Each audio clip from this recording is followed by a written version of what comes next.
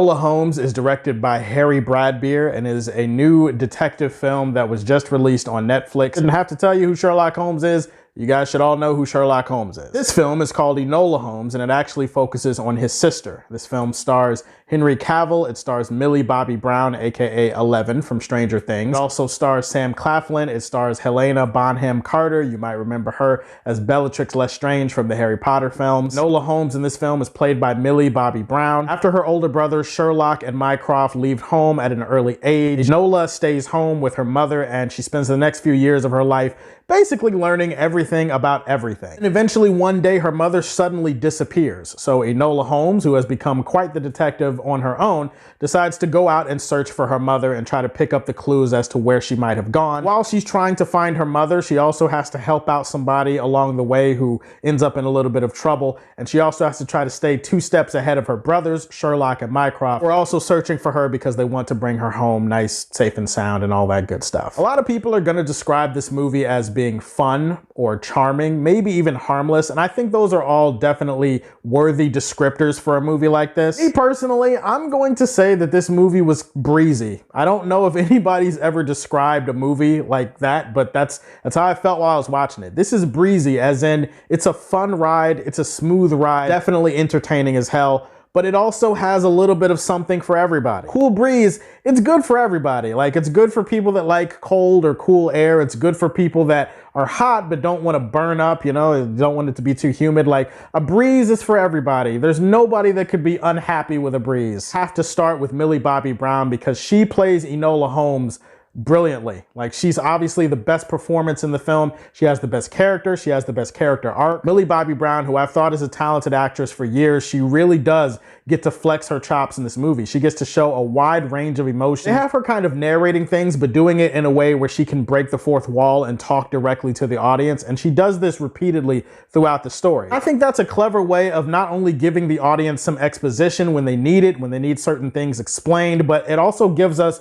a great insight into Enola Holmes as a character. It also gives Millie a chance to really flex that charisma, and she flexes it throughout the entire runtime. Like, I love Enola Holmes, and if this is the kind of mythology we're going to be adding to the Sherlock Holmes lore, I definitely want more of Enola, and I want more characters like her. But similar to her, all the other performances in the film are really good. Henry Cavill, you guys know I'm a big Henry Cavill fan, love his Superman. This film, definitely he plays Sherlock Holmes with a cold, detached sense of intelligence, but definitely feel that trademark wit from him at times. And I do think that my favorite thing about this movie actually might be the scenes with him and Enola. I have to warn you right now, Sherlock Holmes is not actually in the movie that much. Like, he kind of pops in every now and then and shows you how smart he is, and then he's gone for another half an hour. There are a few scenes of him with his sister in this movie, Enola, that I really appreciated. I like the way that Henry and Millie played off of each other. There's a natural chemistry there. Also kind of an emotional core to their relationship that, to be honest, I kind of wanted the movie to explore a little bit deeper. Sam Claflin in this movie, he plays Mycroft Holmes, who is the older brother of both Sherlock and Enola.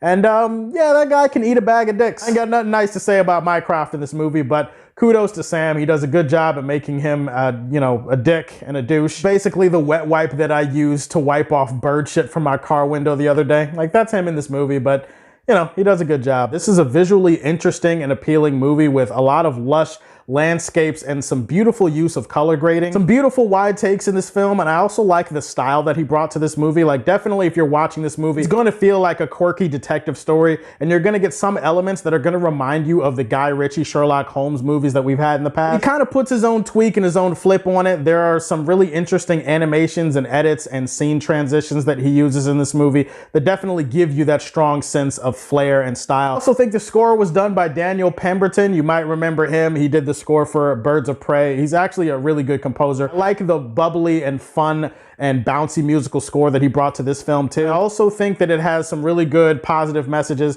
albeit messages that they do kind of hit you over the head with, about woman empowerment and about the spirit of individuality and how you shouldn't let society dictate who you are, what you're going to be, just because of the way that they see you. Sometimes in order for the world to change, you can't change with it. You have to let the world change instead of letting the world change you. Like, I thought that was an interesting message, and I think that there are young girls and really young kids and adults anywhere that could take that message and run with it. The actual issue with this movie is the way that certain elements of the story were constructed and executed, and really more of how it was told, especially as it got towards the end. There's a certain element of the story that you're kind of emotionally invested in at a certain point, but then that section of the story kind of gets removed because the story has to pivot and the plot takes you in another direction. You understand why the plot goes in this other direction, like you're not bitching about it, but at the same time, that section of the story that you were invested in, you don't really care about anymore. Then when you get to the end of the film, they kind of bring it back in, and it's kind of tacky and kind of rushed, and I don't think it landed necessarily. There's some unanswered questions with the way that they decided to wrap all that up. The bigger issue with the movie is just the plot machinations and the way that you understand why certain things are happening, but don't understand the ramifications and the consequences for things. You understand that things are going to happen. You understand why characters are motivated to do what they're doing,